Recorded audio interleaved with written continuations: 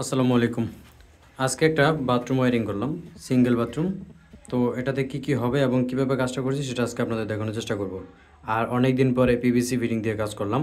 তো যাই হোক, আমরা যেভাবে কাজটা করছি এবং আপনাদেরকে সম্পূর্ণটা আজকে দেখানোর চেষ্টা করব এবং মাপ টাপ যা আছে সবগুলো আপনি চাইলে আপনার মতো করে আপনি করতে পারবেন। তাহলে চলুন আমরা শুরু করি এবং আপনাদেরকে মাপ জোপ যা আছে সবটা দেখানোর চেষ্টা করি। প্রথমে এখানে আমরা ফ্লোর থেকে গ্রুপটা কাটছি আপনার 6 ইটে। ঠিক আছে, আমি একটু গুনে আপনাদেরকে দেখাই। 1 2 3 4 5 6, এই 6ইটে আমরা গ্রুপটা কাটছি। 6ইটে গ্রুপটা কাটার কারণে এখানে আমাদের এই যে এটা হচ্ছে আমাদের ফ্লোর, এই ফ্লোর থেকে 18 ইঞ্চি উপরে বদনার লাইনটা আছে। এখানে 6 ইঞ্চি উঁচা হবে আমাদের কোমরটা এবং বাকি যে 12 ইঞ্চি থাকবে সেটা হচ্ছে আমাদের বদনার জন্য। তো এখানে আপনারা 6 ইট বা 18 ইটে আপনি যদি কাটেন তো সেক্ষেত্রে আপনার হয়ে যাবে। এখানে একটা 1/2 3/4 দেখতে পাচ্ছেন ব্রাশ এলবো লাগাইছি, 1/2 3/4 ব্রাশ এলবো। পিছনের যে ওয়াল আছে, পিছনের ওয়াল থেকে এই পর্যন্ত 35 ইঞ্চি, আপনি চাইলে 3 ফিটেও দিতে পারেন, মানে 36 ইঞ্চি। আপনি 32 থেকে 36-এর ভিতরে রাখলে জায়গা বুঝে আপনি কল ব্যবহার করতে পারবেন। তো বিশেষ করে আমাদের যেটা অরিজিনাল মাপ সেটা হচ্ছে আপনি 35 থেকে 36 দিতে পারেন। তো এখানে আমি এই জায়গা থেকে পিছনের সাইড পর্যন্ত 35 ইঞ্চি দিয়েছি।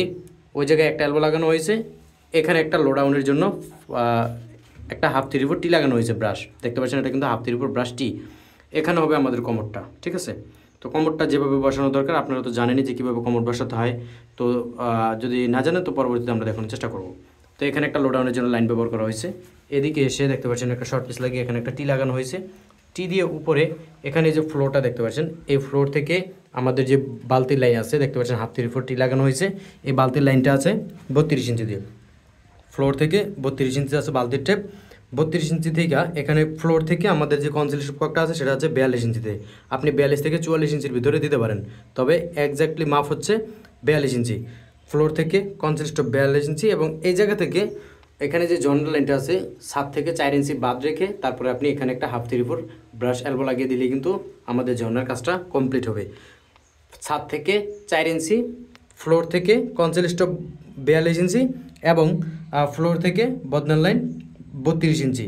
এগুলো হচ্ছে একেবারে অরিজিনাল মাপ। তারপরে এদিক থেকে এসে দেখতে পাচ্ছেন এদিকে একটা এলবো লাগানো হয়েছে 3/4 এলবো লাগিয়ে এই জায়গায় একটা শর্ট পিস লাগিয়ে এদিকে একটা টি বার করা হয়েছে। দেখতে পাচ্ছেন এই টি দিয়ে কিন্তু আমাদের ছাদ থেকে পানি আসবে, সেই টির এখানে লাগানো হয়েছে।